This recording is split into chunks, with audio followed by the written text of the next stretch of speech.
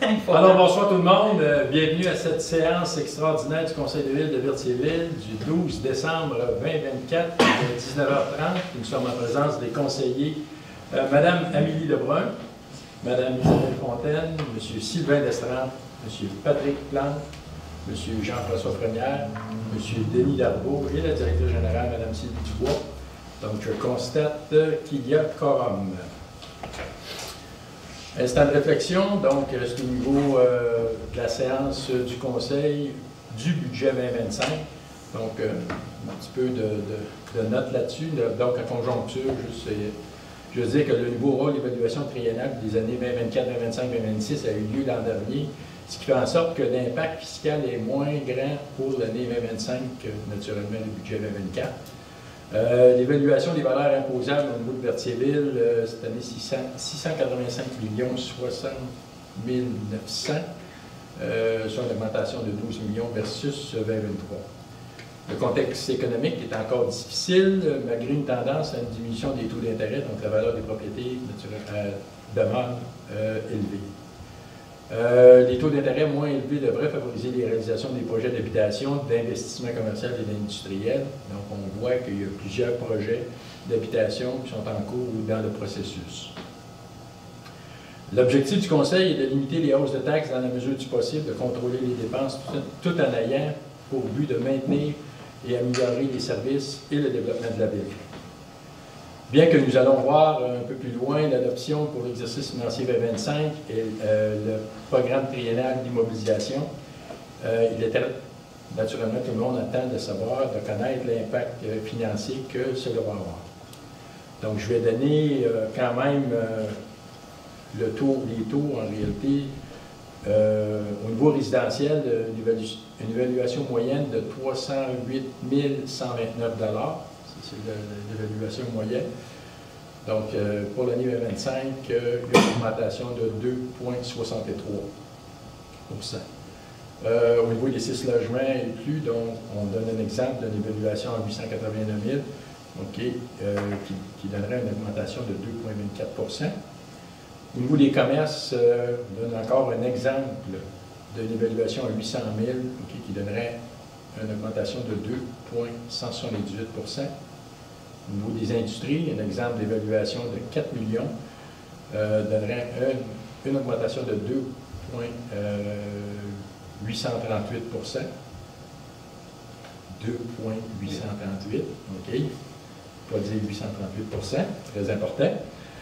6 logements et plus, un exemple d'évaluation de 1 929 100 donne une augmentation de 1,71. Donc, en terminant, les prévisions budgétaires vont être publiées en réalité les prochains jours sur le site de la Ville. Le document budget 2025 va être disponible sur le site d'ici le début janvier 2025. Donc, on va procéder à l'adoption de l'ordre du jour de cette séance extraordinaire de budget. Donc, c'est proposé par...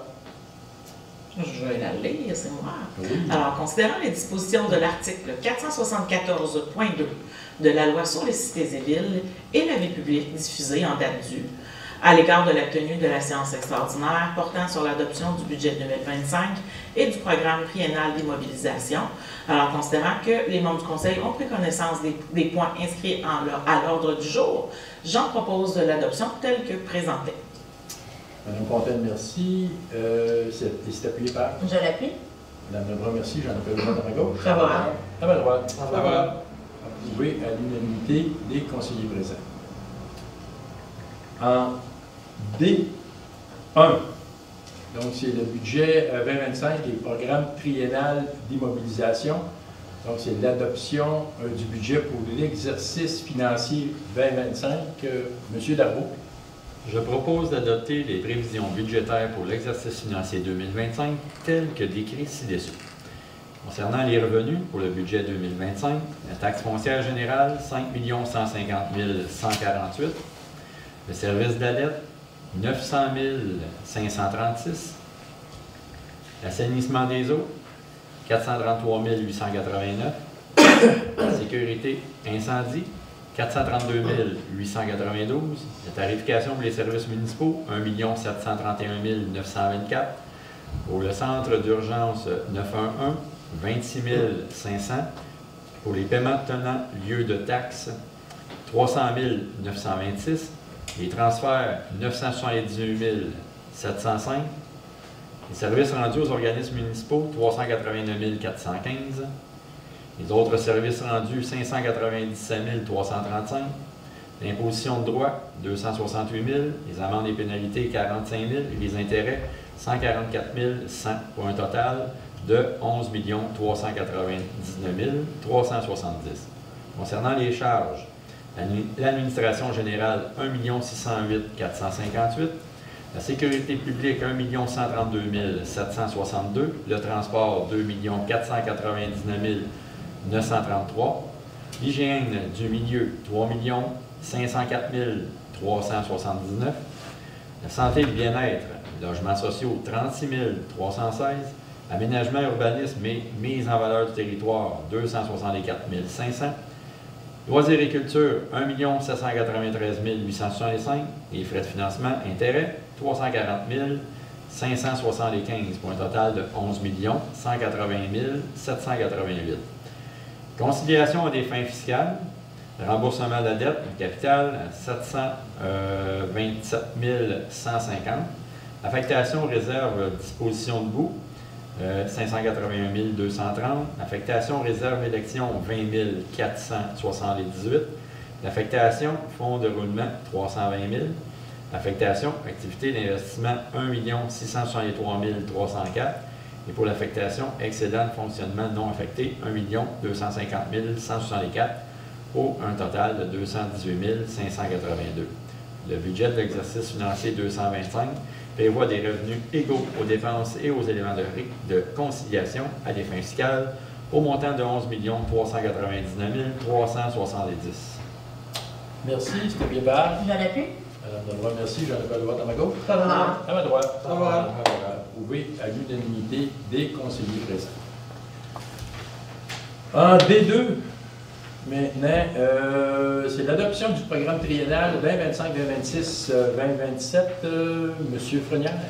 Je propose d'adopter le programme triennal d'immobilisation pour les exercices financiers 2025, 2026, 2027, tel que détaillé à l'annexe 6 jointe. OK. C'est ça. Mais oui, c'est bon. OK, OK, il faut que. ils sont en bas. Oui, ils sont en haut. Ils sont plus hauts. C'est mieux là. Non, c'est correct, je l'ai ici, merci. Donc, en 2025, réflexion majeure de la rue Saint-Viateur, deuxième couche de pavage et travaux correctifs au montant de 3 821 500. Subvention potentielle 2 138 069. Montant à financer 1 683 431. Et le type de financement, c'est un règlement d'emprunt. Travaux de séparation des réseaux d'égouts entre les rues Montcalm et de Frontenac. Un coût de 2 332 317. Année de réalisation 2025. Subvention potentielle, c'est 514 904 de primo. Le montant à financer, 1 817 413. Et c'est un règlement d'emprunt. Acquisition et installation de 3 bornes de recharge pour usage public. Un montant de 83 160. L'année 2025. Subvention potentielle, 30 000 $. Et le montant à financer, 53 160. Le type de financement, appropriation à l'excédent non affecté. Le parc Saint-François, aménagement d'un skatepark et travaux connexes, un coût de 580 000 l'année 2025. La subvention, 373 240. Le montant à financer, 206 760. Et le type de financement, appropriation à l'excédent non affecté. Travaux de resurfaçage d'une section de la rue de Frontenac, 508 000 de coût, l'année 2025. Le montant à financer, 508 000 et le type de financement, appropriation à l'excédent non affecté.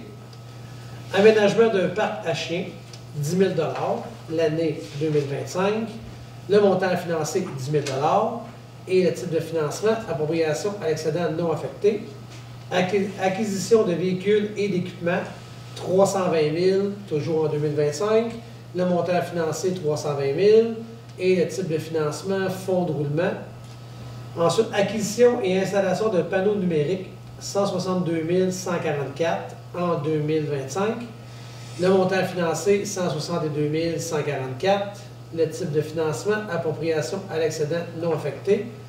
Le sous-total pour 2025, 7 817 121. On arrive en 2026. Augmentation de la capacité de la station de traitement des eaux usées. Un montant de 15 millions, toujours en 2026, à définir pour le montant à financer. Et le type de financement, c'est le règlement d'emprunt. Ensuite, pour 2027, réflexion majeure de la rue Pierre-de-Lestage au coût de 5 145 688 pour 2027. C'est à définir pour le montant financé et c'est dans le règlement d'emprunt. Et ensuite, la réflexion du réseau d'égouts pluviaux, rue Jules-Jalard et Chalut, au montant de 3 300 000 pour 2027. C'est à définir comme moyen de financement dans le règlement d'emprunt. Le sous-total pour 2027, 8 445 688 pour un grand total de 31 262 809 $. Merci. C'est appuyé par J'appuie. M. Darbo. Merci. J'en ai pas de vote à ma gauche. Favorable. À ma droite. Favorable. Approuvé à l'unanimité des conseillers présents. Nous sommes maintenant rendus à la période des questions.